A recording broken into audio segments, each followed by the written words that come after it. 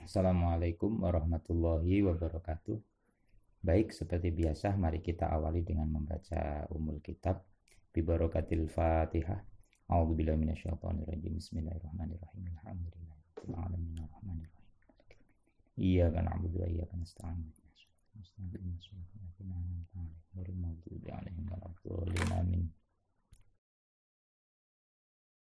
Baik, kita lanjutkan pembahasan kita kali ini adalah bab dawil arham. Dawil arham itu adalah keluarga jauh di luar dawil furud dan asobah.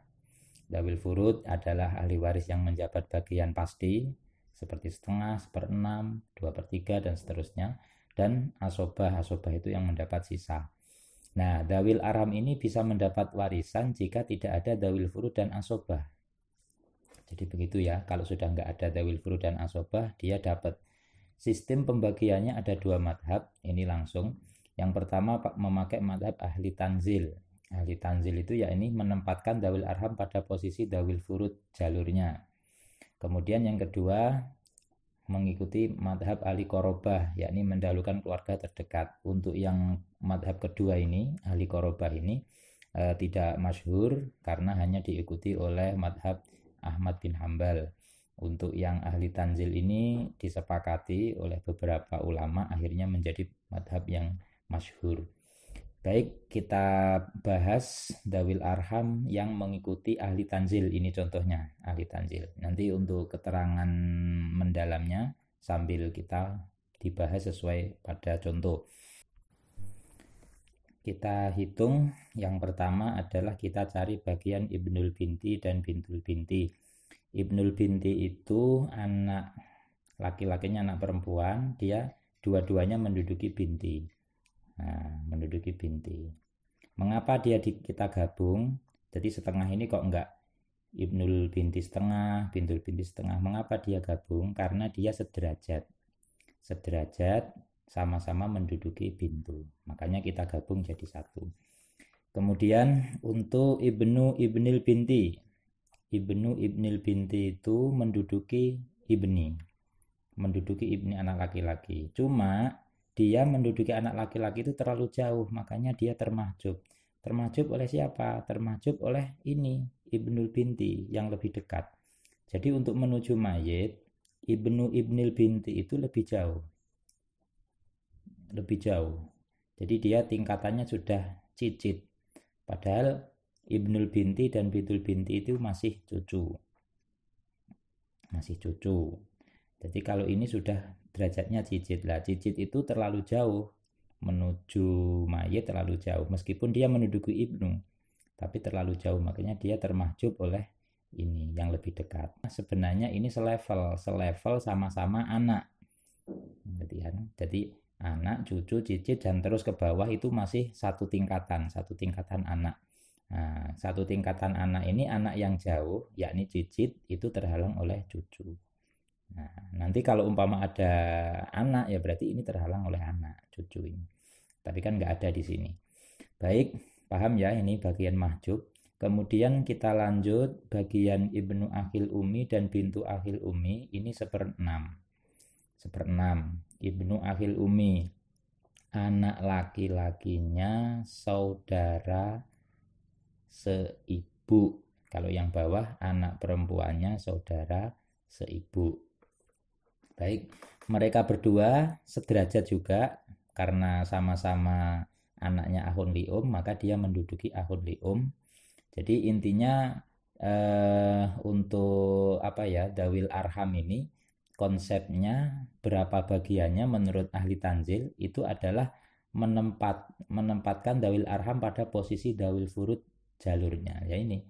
Jadi ibnu akhil jalurnya kan lewat akhil maka dia menduduki akhil Bintu akhil juga begitu, menduduki akhil Nah, akhuli itu mendapat setengah karena 1/6 kok setengah.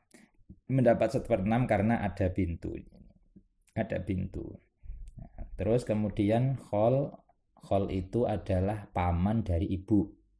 Lah, jalurnya kan lewat ibu, makanya dia menduduki ibu. Nah, kalau paman dari ayah namanya amun, al-amu, paman dari ayah. Nah, ini kalau al-kholu paman dari ibu ini menduduki ibu. Nah, dia 1/6 juga menduduki ibu karena ada bintu. Kemudian ibnu uktinkoh ini juga menduduki uktinkoh karena anaknya uktinkoh, maka dia menduduki uktinkoh. Ibnu uktinkoh ini mendapat asobah, asobah ma'al ghair. Mengapa asobah? Asobah karena ada bintu yang diduduki oleh ibnu binti ini. Jadi uktunkoh itu kan mendapat asobah ketika ada bintu, makanya ibnu uktilkoh ini statusnya ya sama. Jadi ini namanya istilah ahli tanzil. Maka intinya kalau ingin menghitung ahli waris dawil arham, maka kita bahas dulu si ini menduduki siapa, si ini menduduki siapa, dan nanti statusnya kita samakan. Baik, kalau sudah ketemu begini, maka kita tinggal mencari asal masalah. Asal masalahnya adalah 6, kemudian sahamnya 3. Nah, ini 3 ini diperebutkan 2 orang. Nah, karena dia sederajat sama-sama anak, maka si laki-laki mendapat 2 kali lipat. Jadi lidzakari mislu hadil unsayani. Jadi 3 ini di 2 kali lipatnya untuk bintu 2, ibnu 2, bintu 1. Nah, jadi ini paham ya, ini memakai konsep lidzakari mislu hadil unsayain. Kemudian mahjub ini kosong, nggak usah kita tulis. Terus ini menjadi pengecualian, coba. Nah, ini 6 ya, jadi 1/6, asal masalah 6, 1/6-nya 1. Nah, ini tidak memakai konsep lidzakari mislu hadil unsayain. Beda dengan yang di atas. Mengapa kok tidak memakai konsep? Karena ini menjadi pengecualian. Jadi khusus untuk ibnu akhin li'um dan bintu akhin li'um itu pengecualian, tidak memakai lidzakari mislu hadil unsayain. Untuk keterangan lebih lanjutnya silakan nanti dibaca di bukunya, di buku panduannya. Baik, ini termasuk pengecualian, maka pembagiannya sama-sama 50% 50%. Jadi ini pecah ya, 0,0 ini pecah. Nanti kalau mau diutuhkan diteruskan sendiri di belakang. Yang penting kita membahas dawil arhamnya dulu. Khol menduduki umi mendapat bagian 1/6, berarti 1 sahamnya. Kemudian sisanya berapa? Sisanya tinggal 1.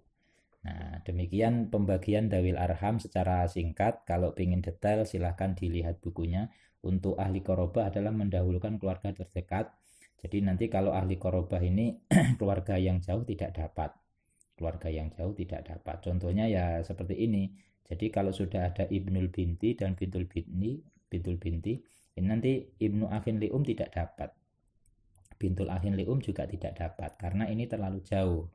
Jadi masih ada yang dekat yaitu ini ibnu uktinkoh ini. Jadi menurut ahli korobah ibnu uktinkoh ini lebih dekat daripada ibnu akhin li'um karena dia menduduki akhin li'um sedangkan ini menduduki uhtun li'um. Jadi uhtun koh ya. Jadi yang kandung itu lebih dekat daripada yang seibu. Nah, itu. Jadi kalau melihat ahli korobah begitu. Cuma ini karena penghitungan yang tidak masyhur jadi cukup menjadi wawasan kita. Yang penting kita mengikuti yang ahli tanzil. Demikian penjelasan kita sementara kali ini. Insya Allah nanti kita lanjut pada pertemuan berikutnya. Dari saya cukup sekian. Assalamualaikum warahmatullahi wabarakatuh.